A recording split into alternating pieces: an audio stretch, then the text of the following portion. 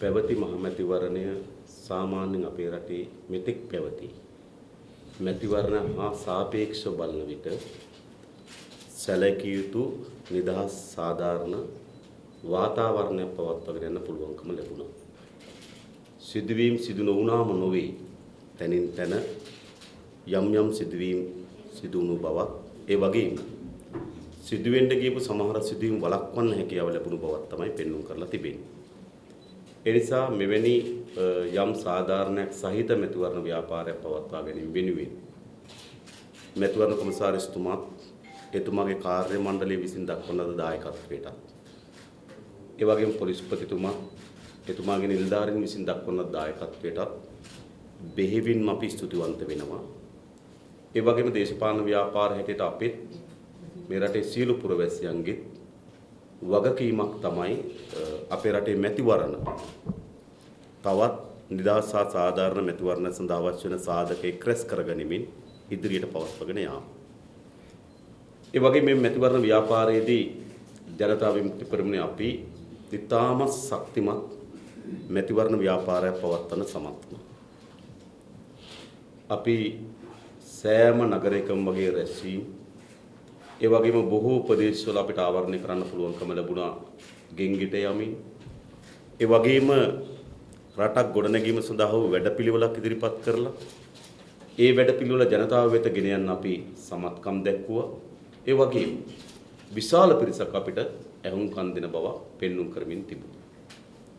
ඒ නිසා මේ මැතිවරණ ව්‍යාපාරයේදී මේ ලැබුණු ප්‍රතිඵලයට වඩා යම් ප්‍රතිඵලයක් අප බලාපොරොත්තු වුණා.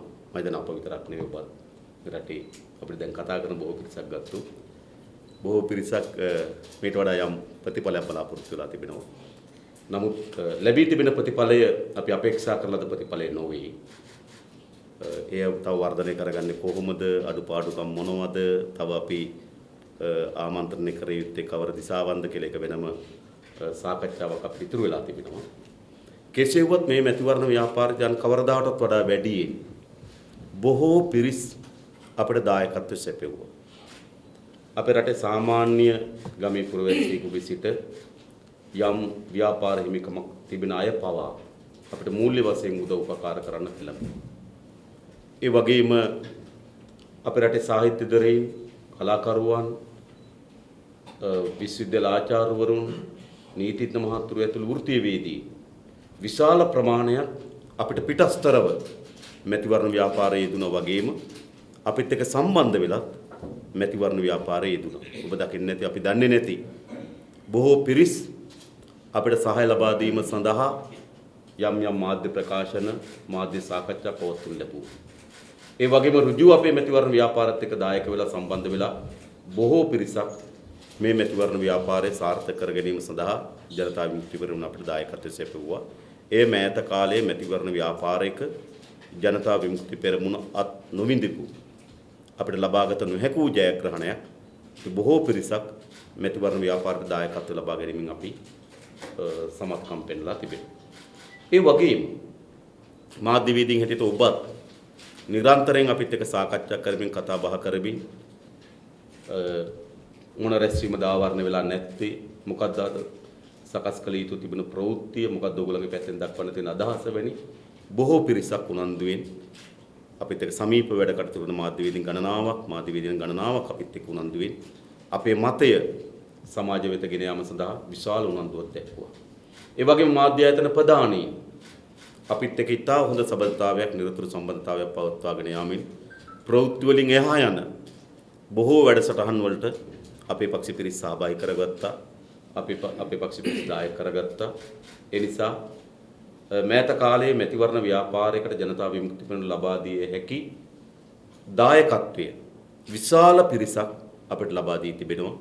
අපි ඔවුන්ට බෙහෙයින්ම ස්තුතිවන්ත වෙනවා. රටේ යම් වෙනසක් වෙනුවෙන් ඒ කිසිවෙක් පුද්ගලික අපේ යමක් අපේක්ෂාවෙන් නොවන බව අපි හොඳට දන්නවා. මාධ්‍යවේදීන් හිටියට ඔබ අපිට උදව් කරේ රූපවාහිනී සංස්ථාවට හෝනේ ලේක් හවුස් එකට යන්න බලාගෙන නෙවෙයි. අපි දන්න සමහර දේශපාලන ව්‍යාපාරවල සම්බන්ධ වෙනකොටම මේ දේශපාලන ව්‍යාපාර අවසන් වෙනකොටම බොහෝ රූපවාහිනී නතර වෙන්නේ, බොහෝ ලේක් හවුස් එකෙන් නතර වෙන්නේ. නමුත් ඔබ දන්නවා ජනතා විමුක්ති පෙරමුණට එහෙම උදව් උපකාර කරන්නේ දායකත්වය සපයන්නේ වෙනුවෙන් නෙවෙයි. අපේ දේශපාලනය අගයලා අපි මේ රටත් ජනතාව වෙනුවෙන් කරන කාර්යභාරය පිළිබඳව ඇගීමක් සහිත තමයි මේ සෑම පිරිසක්ම සෑම දිනම අපිට දායකත්ව සැපයුවේ. නැවත වතාවක් අපි උන්ට බෙහෙවින් ස්තුතිවන්ත වෙනවා. ඒ වගේම අපිට දැන් මේ ලැබී තිබෙන ප්‍රතිඵලය අපි හිතනවා පාර්ලිමේන්තුවේ අපි තිබුණාට වඩා අපේ නියෝජනය ශක්තිමත් වෙලා තිබෙන එක ඇත්ත. ඒ නියෝජනය කිසිසේත්ම මේ රටටත් මේ රටේ ජනතාවටත් හතුරුකාරී ලෙස උපයෝගී වෙන බව සාතික කරනවා. හැම මොහොතකම මේ රටත් මේ රටේ ජනතාවත් අභියෝගයට ලක් වෙන යම් තීරණාත්මක අවස්ථාවකට මුහුණ දෙන හැම අවස්ථාවකදම රටේ පැත්තේ ඉඳගෙන ජනතාවගේ පැත්තේ ඉඳගෙන අපට මේ ලැබී තිබෙන മന്ത്രി ධූර ප්‍රමාණය උපයෝග කරගන්න බව ඔබට අපි සාතික වෙනවා.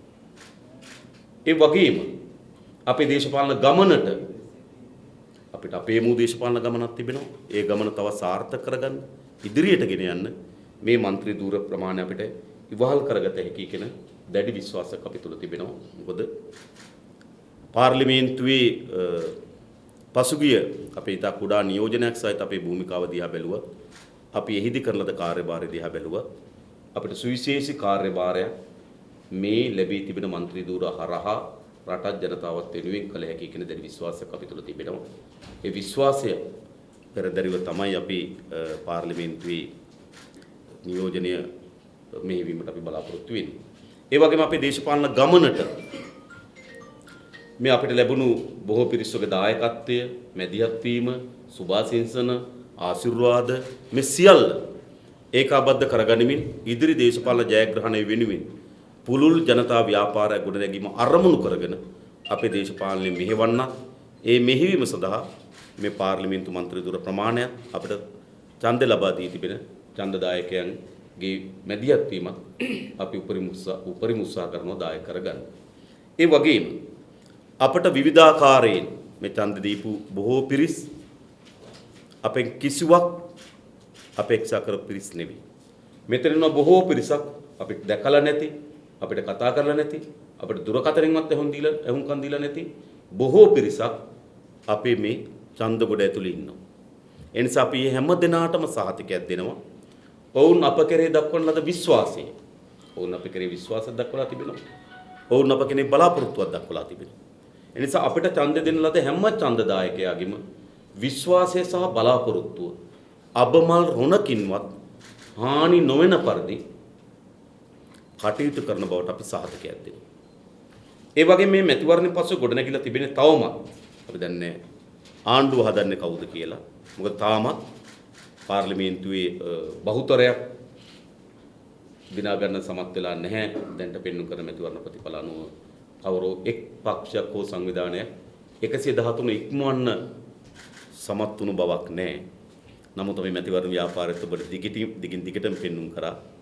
කවරෝ හෝ පක්ෂයක් තව කණ්ඩායමක් මිලදීගෙන හෝ තව කණ්ඩායමකට අමාත්‍ය ධූර වරදාන පුදා සන්තෝෂ කිරීමෙන් හෝ බහුතරය ඉතා කෙටි කාලයක් ඇතුළත ගොඩනගා ගනීවි. මොකද මේක අපිට පහුගිය කාලේ පුරාවටම තිබෙන අත්දැකීම. මහින්ද රාජපක්ෂ මහත්මයාට පාර්ලිමේන්තුවේ 3න් 2ක් තිබුණේ නැහැ. 2010 මැතිවරණේ පාර්ලිමේන්තුවේදී මහින්ද රාජපක්ෂ මහත්මයාට මොන 142යි.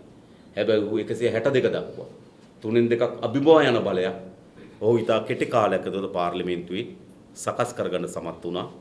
ඒ විකිනෙන වරදාන වරප්‍රසාද වලට බිලී බාගත හැකි മന്ത്രി කණ්ඩායම පාර්ලිමේන්තුවේ සිටපු නිසා එනිසා දැනුත් මේ ඇති වී තිබෙන සුළුතර තත්ත්වයේ කවුරු හෝ දේශපාලන ව්‍යාපාරයක් ඉතා ඉක්මනින් මිලදීගෙන හෝ වරදාන දීලා වරප්‍රසාද දීලා තමන්ගේ බහුතරය හදාගනිමි කියලා අපි විශ්වාස කරනවා. ජනතා විමුක්ති පෙරමුණේ කාර්යභාරය අපි මුළු මැතිවරණ ව්‍යාපාරය පුරාමත් අපි කිව්වේ මේ කවුරු හෝ කණ්ඩායමක් තවත් පිරිසක් ගෙන ආණ්ඩුව ගොඩනගනවා. ඒ තමයි සිදුවිය හැකි වන්නේ. ඒ නිසා රටට මේ මැතිවරණයේදී වැදගත් වෙන්නේ ආණ්ඩුවේ කාර්යභාරයකට වඩා විපක්ෂයේ කාර්යභාරය. ඒ විපක්ෂ කාර්යභාරය ශක්තිමත් ඉදිරියට ගෙන යාම වෙනුවෙන් ඒ විපක්ෂ කාර්යභාරය ඉටු කර ගැනීම වෙනුවෙන් අපිට බලයක් දෙන්නේ කියන එක තමයි අපි ජනතාවගෙන් ඉල්ලා හිටියේ. ඒ නිසා අපිට ඡන්දෙදී තිබෙන ඡන්දදායකයාගේ අරමුණ වමනාව අපේ ඒ විපක්ෂයේ කාර්යභාරය.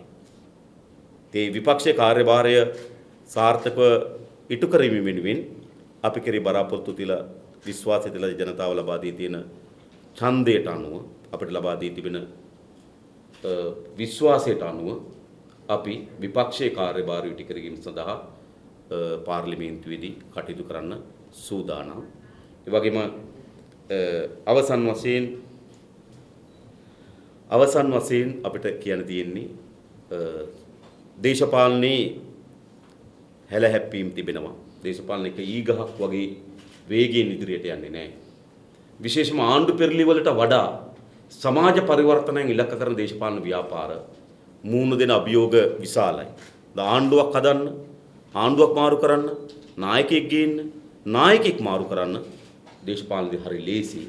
නමුත් අපි පෙනී හිටින ඊට වඩා ගැඹුරු දේශපාලනයකට. මොකද සමාජ ආර්ථික දේහයේ පුළුල් පරිවර්තනයක් ඕන. මේ අනුගමනය කිරීමේ සමාජ ආර්ථික ප්‍රතිපත්තිය අපේ රටටත් අපේ රටේ ජනතාවත් අඟලක්වත් ඉදිරියට ගෙන යන්න පුළුවන් ප්‍රතිපත්තියක් නෙවෙයි. ඒ නිසා මේට විකල්ප වූ ප්‍රතිපත්තියක් ඕන. ඒ ප්‍රතිපත්තිය වෙනුවෙන් දේශපාලනේ තෝරාගත්තු ඒ ප්‍රතිපත්තිය වෙනුවෙන් ගොඩනගපු දේශපාලන ව්‍යාපාරයක් තමයි ජනතා විමුක්ති පෙරමුණ.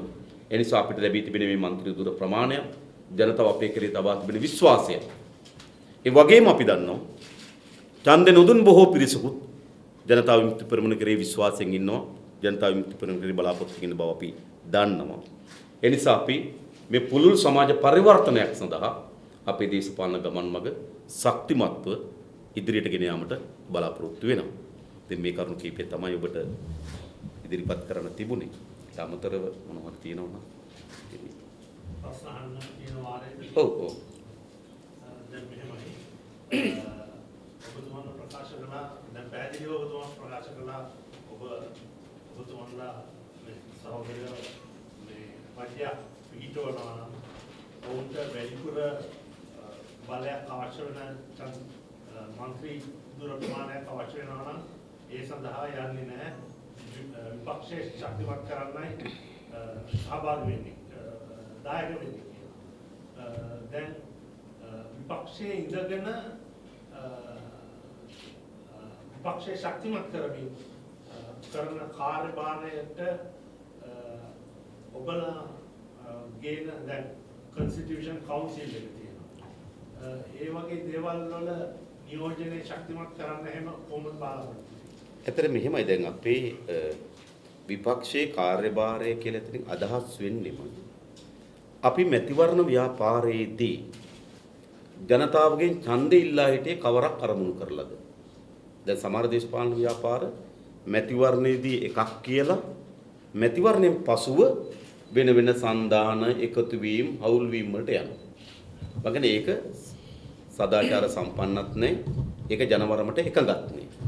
ඒත් අපිට ලැබී තිබෙන අපි මැතිවරණ ව්‍යාපාරයේදී ජනතාව වෙත ගෙන යන ලද පණිවිඩය තමයි අපට ආණ්ඩුව හදා ගන්නව හවුල් ආණ්ඩුවක්. හැබැයි එතෙන්දී පාර්ලිමේන්තුවට පැවරන විපක්ෂ කාර්යභාරයක් ඒ කාර්යභාරය ශක්තිමත් කිරීම වෙනුවෙන් අපිට ඡන්දය ලබා දෙන්න කියලා. ඒ නිසා අත්‍තරම ගත්තොත් මේක අලුත් තීරණයක් නෙවෙයි. මැතිවරණ ව්‍යාපාරය තුලම අපි ගෙන ලද මතය ඒකට අනුව අපිට ලැබී තිබෙන ඡන්ද ප්‍රමාණය. ඊට පස්සේ තමයි ඔබ නග ප්‍රශ්නේ පැන නගින්නේ. ඒ විපක්ෂයේ කාර්යභාරය කොහොමද පාර්ලිමේන්තුව ඇතුළතදී කරන්නේ? ඒතර එකක් තිබෙනවා අපි හිතනවා පාර්ලිමේන්තුවට පැවරී තිබෙන ප්‍රධාන කාර්යභාරයන් දෙකයි තිබෙන්නේ. එකක් නීති සම්පාදනය ජනතාව වෙනුවෙන්. දෙක ජනතාවගේ මූල්‍ය පාලනය. ජනතාවගේ මූල්‍ය පාලනය. ඒතර මේ මූල්‍ය පාලනය සඳහා ගොඩනැගී තිබෙන ප්‍රධාන ආයතන දෙකක් කෝප් එක සහ PAC එක. පෞගේ කාලේ පුරාවටම අපි මූල්‍ය පාලනය සඳහා ගොඩනැගී තිබෙන ආයතනයන් දෙකේ විශාල කාර්යභාරයක් කරා. අපි ඉදිරියේදීත් ඒ කාර්යභාරය එම ආයතනයන් දෙකේ කරනවා. ඊළඟ නීති සම්පාදනය වෙනුවෙන් උපදේශක කාර්ය සභාවල 50 සාකච්ඡාවට බඳුන් වෙනවා. අපේ අදහස් අපි අවස්ථාවල ඉදිරිපත් කළා තිබෙනවා. ඒ අදහස් නොසලකා පාර්ලිමේන්තු නීති ගෙනාපු අවස්ථාවන් ඉදි. ඔබ දන්නවා 18 වෙනි සංශෝධනයේ ඒ සාකච්ඡාවලින් තොරව පාර්ලිමේන්තුවට ගෙනාපු අවස්ථාවවලදී පාර්ලිමේන්තුව වගේම ඉන් පිටතත් එහි තිබෙන විෂභාවය එය පරාජයටපත් කළ යුතු අදහස අපි ජනතාවට ගෙන යමින් තිබෙනවා. පාර්ලිමේන්තුව තුලත් අපි ඒ සඳහා අරගලයක් කරලා තිබෙනවා. පිටත් අපි අරගලයක් කරලා තිබෙනවා. ඊට පස්සේ තමයි දැන් අලුතෙන් ගොඩනැගී තිබෙන 19 වෙනි ආණ්ඩුක්‍රම ව්‍යවස්ථා සංශෝධනයත් ගොඩනැගිලා තිබෙන ව්‍යවස්ථාදායක සභාව. ඉතින් ව්‍යවස්ථාදායක සභාවේ සංයුතිය තීරීම සඳහාම ව්‍යවස්ථායම ප්‍රතිපාදන සකස් කරලා තිබෙනවා. ඒ නියෝජිතයන් කොහොම තීරීපත් වෙන්නේ කියලා. ඒ ප්‍රතිපාදනයන්ට අනුව අපට නියෝජිතත්වයක් ලැබෙනවා නම් අපි ඒ නියෝජිතත්වය ලබාගෙන එහි කාර්යභාරය ඉටු කරන්න සූදානම්. නමුත් එතන හරි පැහැදිලි විවස්ථාවෙන්ම සඳහන් කරලා තිබෙනවා විවස්ථාදායක සභාවට ඒක 19 වෙනි අනුක්‍රම විවස්ථා සංශෝධනම සම්බන්ධ කරලා තිබෙනවා.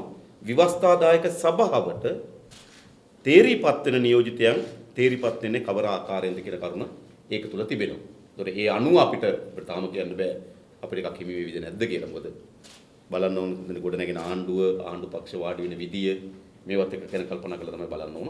එහෙම අවස්ථාවකදී අපි විධායක සභාවේ ව්‍යවස්ථාදායක සභාවට සම්බන්ධ වෙනවා. ඒ කියන්නේ ඔබතුමාගේ ඉදිරියේදී විපක්ෂයක් විදිහට තමයි තමන්ගේ කාර්යභාරය ඉටු කරන්නේ නැත්නම් ආණ්ඩුවට පක්ෂවල සහයෝගය ලබා දෙන්නේ නැද්ද?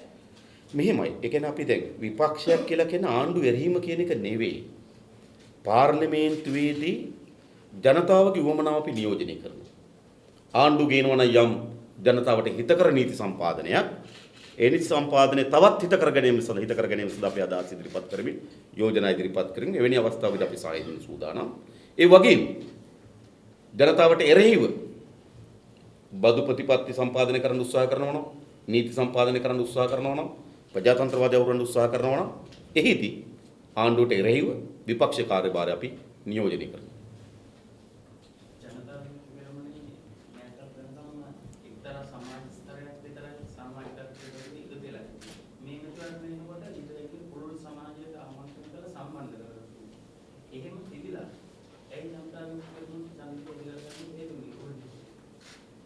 ඇත්තටම අපි මේ ඡන්ද ප්‍රතිඵල අවසන් වුණා විතරයි අපි දීර්ඝව සාකච්ඡා කළා නැහැ. නමුත් ඡන්ද ප්‍රතිඵල එනකොට තේරෙනවා මේ කඳවුරු දෙකක් අතර යම් තීව්‍ර ගැටුමක් තියෙනවා කියන එක. ඒ තීව්‍ර ගැටුමක් විසින් තුන්වෙනි පාර්ශ්වයකට යම් බලපෑමක් ඇති කරනවා. සමහර අය රාජපක්ෂ මහත්මයා කෙසේ වූ එළවිය යුතු කියන පදනමට එනවා. තවත් සමහර අය රාජපක්ෂ මහත්මයා ආරක්ෂා කරගත යුතු කියන පදනමට එනවා. මෙවැනි තීව්‍ර ගැටුමක් ඇතුලේ ලෝකේ පුරාවම බෙදලා දෙකකින් තමයි තීව්‍ර ගැටුමක් ඇතුලේ තුන්වෙනි පාර්ශ්වයකට ඊට ප්‍රස්තාව විවෘත වීමේ අඩුවක්. ඉතින් අපි මේක ගැන අවසානව සාකච්ඡා කළා නැහැ කොයිද අඩු උනේ මොකද සිදු උනේ කියලා. ඔබ කියපු එක ඒ කියන්නේ ඒක ඇත්තටම අපි සමත් වෙලා තිබුණ දේශපාලන ව්‍යාපාරයකට විවිධ සමාජ ස්තරයන්ට අපේ මතය ගෙන යන්න විවිධ සමාජ ස්තරය අපේ පක්ෂයත් එක්ක සම්බන්ධ කරගත්තු පොදු මහජන ව්‍යාපාරයක් බවට අපේ පක්ෂ පත් කරන්න අවශ්‍ය මූලික පදනම අපි මැතිවරණ ව්‍යාපාරදී ඉටු කරගෙන සමත් වෙලා තිබෙනවා. දැන් අපේක්ෂා කරපු මන්ත්‍රී ආසන සංඛ්‍යාව දෙන්නට එකම හේතුව ප්‍රේමක අඳුරු දෙක අතර තියෙන සමන පමණද? එහෙම නැත්නම් මේ ජනතාවට මේ ඔබතුමාලා ඉදිරිපත් කරන ප්‍රතිපත්තිය යම් ආකාරයකින් දැනුම් දෙන්න කියන කාරණාව පිළිබඳව මොන වගේ අදහසක්ද? ඒක තමයි අපි කිව්වේ අවසන් වශයෙන් තාම සාකච්ඡා කළා නේ. කොහොමවත් මෙහෙමයි. අපි මහජනයාගේ දේපල හොරකම් කරන්නේ නැහැ. ඒතර ඒක වෙනස් කරගන්න ඕනේ නැහෙනේ. අපි මහජනයාගේ දේපල අවභාවිතාවය යොදවන්නේ නැහැ. ඒක වෙනස් කරගන්න ඕනේ නැහැ. අපි ජනතාවට සැබවින්ම අපේ රටට අපේ රටේ ජනතාවට අවංකවම අපි ආදරය කරනවා. ඒක වෙනස් කරන්න ඕනේ නැහැ. මේ රටත් මේ රටේ ජනතාවත් මුළු දින ඕනෑම අසීරුවකදී මුලින්ම පෙරට ඇවිල්ලා අපි ඒ සඳහා මැදිහත් වෙනවා. ඒව වෙනස් කරගන්න ඕනෙත් නෑ. ඔව් ඡන්දෙ දීම ඒක අපි ඡන්දෙ දීම නොදීම අපි අදාළ කරගන්න. ඔබ දකින්න ඇති පෞගේ සුනාමි කාලේ වකවානුකදී අපිට එක ඡන්දයක් තියා ජනතා විමුක්ති පෙරමුණ දන්නේම නැති ප්‍රදේශ වලට ඒ කාලේ අපි ගිහිල්ලා ඒ ප්‍රදේශ වල අපි වැඩ කරලා තිබෙනවා. ඒ කාලේ යුද වාතාවරණය සමහර එවැනි ප්‍රදේශ වලට පව අපි ගිහිල්ලා වැඩ කරලා තිබෙනවා. අපි ඡන්දෙ පමණක් පදනම් කරගන්නේ නෑ. ඉතින් ඔබ කීප එක බලන්න ඕන තව අපිට එකතු කරගන්න සාධක තියෙනවද කියලා. වෙනස් කරගන්න නම් බොහෝ දේවල් නෑ කියලා හිතන්නේ. ඉතින් ඔබට තියෙනවා නම් යෝජනා කරන්න පුළුවන් හැම දිනකටම. අපි එකතු කර ගැනීම සඳහා අලුත් දේ තියෙනවද කියලා කල්පනා කරලා බලන්න විතරයි තියෙන්නේ. මොකද අපි හිතනවා මේ සියලු දේශපාලන වලට ව්‍යාපාර වලට වඩා රටත් ජනතාවත් ගැන කල්පනා කරමින් ඉදිරියෙන් දේශපාලන කරන ව්‍යාපාරයක් අපි ඒ බොහෝ හොඳ ලක්ෂණ හොඳ ගුණාංග මේ රටේ ජනතාව අනුමත කරනවා. මේ රටේ ජනතාව එකඟයි. මේ රටේ ජනතාව විශ්වාස කරනවා. තවමත් ඡන්ද දෙන්න පිළිබිලා නැහැ. එතන තමයි ප්‍රශ්නේ තියෙන්නේ. ඊළඟ තමයි දැන් ඔය ජනතාව හිතන විදියක් තියෙනවනේ. දැන් අපේ අභියෝගය තමයි මේක තමයි මුහුණ දෙන අභියෝගය. මේ ජනතාව හිතන විදියේ වෙනසක් කර ගැනීම තමයි අපි හමු තිබෙන අභියෝගය.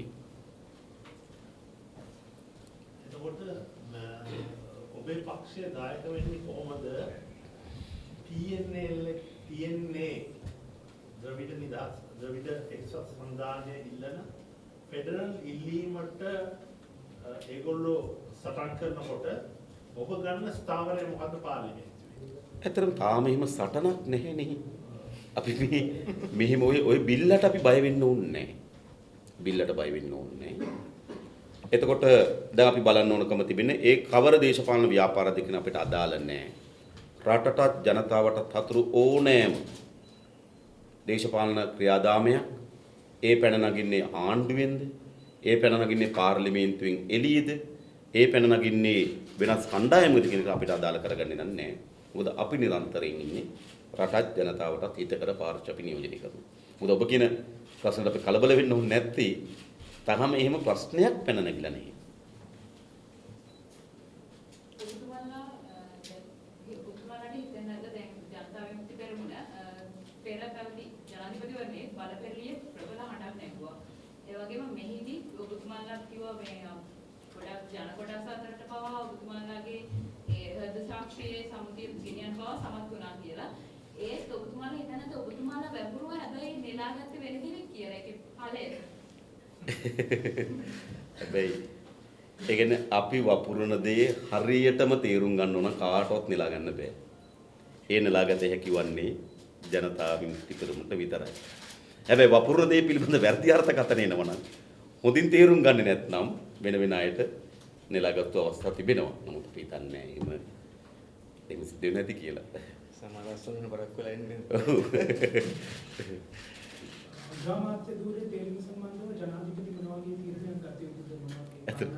ජනාධිපතිවරයා ගන්න ඕනේ මගෙන් ගන්න. අපෙන් ගන්න. ඉතින් පාර්ලිමේන්තු ව්‍යවස්ථාව අනුව ගත්තොත් අග්‍රාමාත්‍යවරයා තීරීම් බලය තියෙන ජනාධිපතිවරයාට හැබැයි ජනාධිපතිවරයාට යම් නිර්ණායක ටිකක් ඉදිරිපත් කළා තිබෙනවා. පාර්ලිමේන්තුවේ බහුතරයේ විශ්වාසය දිනාගත හැකියයි කියලා උපකල්පනය කරන කෙනා ජනාධිපතිවරයා විසින් අග්‍රාමාත්‍යවරයාට තෝරාපත් කරගත යුතුයි. ඔබ පක්ෂයෙන් බොහෝ දුරට හඬනගලා සහ ජනප්‍රියත්වයට පත් වෙලා සිටපු ප්‍රබල දේශපාලනඥයින් මේ වෙන විට ජනතාව ප්‍රතික්ෂේප කරලා හැලිලා වෙන්න පුළුවන්. ඒ මොනෝදින් ඕන් සම්බන්ධයෙන් කරගෙන මත මොකද විජේ මත ආරංචිවිද සෝනි කම්පිනිතුමාලා සමන්ත විද්‍යාලන වගේ චරිත මේ වෙන විට හැලිලා වෙනවා කියලා ආරංචියක් තියෙනවා. ඕන් සම්බන්ධයෙන් කරන මත ඇත්තට මෙහෙම ඒ කියන්නේ දැන් ඒ කියන්නේ අපි ජයග්‍රහණය කරපු තැන් වල ජයග්‍රහණය කරලා තියෙන අපි හිතන්නේ පුද්ගලික විශේෂතා කියලා. පරාදුම් තැන් වලත් පරාජය වීමට ඒ පුද්ගලයා සහෝදරුන්ගේ යම් බලපෑමක් මන්දෝත්සාහී භාවයක් තියෙන බව අපි පිළිගන්නේ නැහැ. මොකද අපි පුද්ගලික කැම්පේන් එකක් ගෙනිච්චේ නැහැ. අපි මුළු ඡන්ද ව්‍යාපාරෙම පක්ෂබද්ධ කරගත්තු පක්ෂ ඉලක්ක කරගත්තු ඡන්ද ව්‍යාපාරයක් යෙදුවේ. ඒක ජයග්‍රහණය කරපු ස්ථාන තිබෙනවා. ඒක අසාර්ථක වෙච්ච ස්ථාන තිබෙනවා. අපි අසාර්ථක වෙච්ච ස්ථාන පුද්ගලයන්ට බැර කරොත් ඒ වගේම අපි එන ජයග්‍රහණ කරපු ස්ථාන පුද්ගලයන්ට බැර කරන්න ඕන. නමුත් අපේ ඡන්ද ව්‍යාපාරේ පුද්ගල බද්ධ ඡන්ද ව්‍යාපාරයක් නෙවෙයි. අපේ ඡන්ද ව්‍යාපාරේ පොදු පක්ෂ ජයග්‍රහණය වෙනුවෙන් කරන ඡන්ද ව්‍යාපාරයක් තිබෙනවා. ඒ නිසා වෙනි නම් එක්ක පැටලිච්ච විශේෂ අර්බුදයක් පැන නගින්නේ නැහැ. ඔබ සාතිකවම කියනවා යම් කිසි විදියකින් ඉතා කිට්ටුවෙන් යන ඡන්ද බෙදීම පාර්ලිමේන්තුවේ තිබුණොත් විපක්ෂය සහ පක්ෂය අතර ඔබ අනිවාර්යයෙන්ම ආණ්ඩුවට සම්බන්ධ වෙන්නේ නැහැ. ඔබ පැහැදිලිවම කියනවා. ඡන්ද ව්‍යාපාරය තුලත් කිව්වා. මොකද දන්නවද? අපි තේරුම් ගන්න ඕන අපේ රටේ ඔය සෙල්ලම අපි නතර කරන්න ඕන. ඡන්ද ව්‍යාපාරය තුලේ එකක් කියලා മന്ത്രി ධූර අරගෙන තව එකක් කරන එක යුක්තිසහගතද? ඒ ජනතාවගේ මුළුමනින්ම ජනවරම පයින් ගසා පළව හැරීම. ජනතා විමුක්ති සූදානම් නැහැ. ජනතා විමුක්ති නිශ්චිත ලෙස අපි අපේ ඡන්දදායකයන්ට ගෙනිච්ච පණිවිඩයක් තිබෙනවා. ඒතකොට ඒ අනුව තමයි ඒ ඡන්දදායකය අපිව තෝරාගෙන තිබෙන්නේ. උන්ට අපි වෙන පණිවිඩයක් කිව්වොත් අපි මෙහෙම තෝරාගෙන ඉන්නේ. මේ අය ඡන්ද දෙයි. වෙන අය අපිට ඡන්ද දෙවි. ඒක වෙන සාකච්ඡාවක්. ඉතින් මේ ඡන්දදාය අපිට ඡන්ද ලබා දුන් ඡන්දදායකයාගේ අරමුණ සහ අපේක්ෂාවන් කිසිසේත්ම අබමල් රොණකින්වත් හානි වෙන්න අපි කටයුතු කරන්නේ නැහැ. අපි ඡන්ද ව්‍යාපාරයේ දිගෙන යන හඬට අනුරූපී වන පරිදි තමයි පාර්ලිමේන්තුව අපේ හැසිරීම සිද්ධ වෙන්නේ. එසේ හෝ දැන් ලැබිලා තියෙන මන්ත්‍රී දුර සංඛ්‍යාව සංඛ්‍යාව ඔබතුමන්ලා දරන මතය ඉස්සරහට අරගෙන ගිහින් පාර්ලිමේන්තුවේදී අනිත් පක්ෂවලට සමහර අවස්ථාවලදී බලපෑමක් එල්ල කරන්න ප්‍රමාණවත් ආසන සංඛ්‍යාවක් ඔබතුමන්ලට ලැබිලා තියෙනවා කියලා ඔබතුමන් විශ්වාස කරනවා.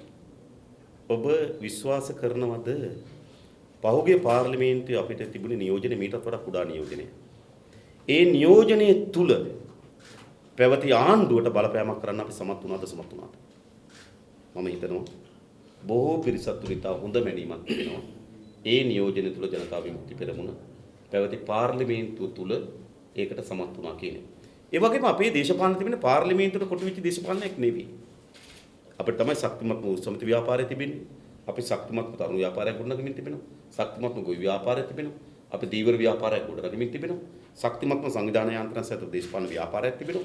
ඒ නිසා අපේ දේශපාලන මුළුමනින්ම පාර්ලිමේන්තුවේ ඒ බිල්ඩින් එකට කොටු වෙච්ච දේශපාලනයක් නෙවෙයි. ඉන් පිටත දේශපාලනකුත් අපිට තිබෙනවා. ඒ පිටත දේශපාලනයේ පාර්ලිමේන්තුව ඇතුළේ අරගලයයි ඒකාබද්ධ කිරීම සඳහා තමයි අපේ වෑයම තිබෙන්නේ. ඒ සඳහා අපි මීට වඩා අඩු නියෝජනයකදී අපි කරපු කාර්යභාරය පිළිබඳ නැගීමක් තියෙන අය විශ්වාස කරයි. ඊට වඩා යම් නියෝජනයක් ලැබිලා තියෙනවා. ඒ නියෝජනය හරහත් ඒ කාර්යභාරය අපි උදා ඉතින් ඉටු කරයි කියන්නේ. පුදුමාන පසුගිය වේදිකාවල සංජානන පක්ෂයේ විවේචනය කරන්නේ කොහොම අඩුවේ අනිත් මහින්ද රාජපක්ෂ මහතාගේ මොකක්ද වැඩිදුනේ විවේචනය කරේ ඒ නිසා රතු කලිබඩ උදේ ආදෙන කඩගෙන වේදිකාවල ඒක පස්සේ මම අපනා ඉතින් වේදිකාවේ මුන්නේ යන්නේ එකයි. මම හිතුවා අඩුමතරමේ මාධ්‍යවේදීන්වත් අපේ සම්පූර්ණ කතාව අහලා ඇති කියලා. මොකද ජනතාව අහන්න හම්බ වෙන්නේ නැහැ ටීවී එකෙන් දෙන කෑල්ලනේ. මාධ්‍යවේදී මුළු පැසීම ආවරණය කරන්නේ නෝනේ. අපි ඇත්තට මෙහෙම එකක් කරේ නා අපිට තිබුණු දේශපාලන විවේචනය. ඒ දේශපාලන විවේචනයේදී අපි එයා රාජපක්ෂද එයා වික්‍රමසිංහද කියන එක අපේ අදාළ නැහැ. එයා කොළද එයා නිල්ද කියන එක අදාළ නැහැ. අපේ දේශපාලන විවේචනය අපි බාරෙන් තියලා තිබුණා. එක් අය තමන්ගේ දේශපාලන උවමනාවන් වෙනුවෙන් ඒවා විවිධ ආකාරයෙන් නිර්වචනය කරමින් තිබෙනවා. ඔබත් මමත් ඉන්නවා. ඔබට අපි ඉන්නවනේ නේද? ඔබට අනාගත දේශපාලන දිගේ හැරෙන විදිය තේරුම් ගන්න පුළුවන්. ඒවා අභූත චෝදනා විතරක් වෙන බව සාතිකයි. මම තව ප්‍රශ්නයක් මට අහන්න තියෙනවා. මේ රටේ වාමාංශික දේශපාලන ඉතිහාසය ගත්ත දැන් සමසමාජ පක්ෂයට අත්දලා තියෙන ඉරණම කොමියුනිස්ට් පක්ෂයට අත්දලා තියෙන ඉරණම ඒගොල්ලෝ ෆලෝ අප් ලීඩර්ෂිප් එක එහෙම නැත්නම් අනුගාමී නායකත්වයේ ගොඩනගී නොනැගීමේ විපාක වලට ඒගොල්ලෝ ගොදුරු වුණා. ඔබ අනුගාමී නායකත්වයේ ගොඩනගන්නේ කොහොමද කියලා අපිට විස්තර කරලා දෙන්න. ඇත්තටම මේ සමසමාජ පක්ෂය කොමියුනිස්ට් පක්ෂයේ දේශපාලන අවසානයේ සිද්ධ වුණේ අනුගාමික නායකයන් ගොඩනැගීම පිළිබඳ ප්‍රශ්නයක් නෙවෙයි. ඒක අපි එතනින් අල්ලගත්තු වැරදි. ඇත්තම ගත්තොත් ඒ අයගේ ඉවත් වුණාට පස්සේ ඒගොල්ලෝගේ ප්‍රබල නායකයින් ඉතින් අද පාර්ලිමේන්තු නියෝජනය කරනවා නම් සහිත පෞරුෂයන් සහිත යම් අධ්‍යාපනයන් සහිත පිරිසද පාර්ලිමේන්තු නියෝජනය කරා ඉඳී. ඒ නිසා මේ නායකයන්ගේ අරුබුදයක් නෙවෙයි. ඔවුන් දේශපාලනික වශයෙන් සමාජය තුළ අක්‍රීය දේශපාලන ව්‍යාපාරයක් බවට පත් වුණා.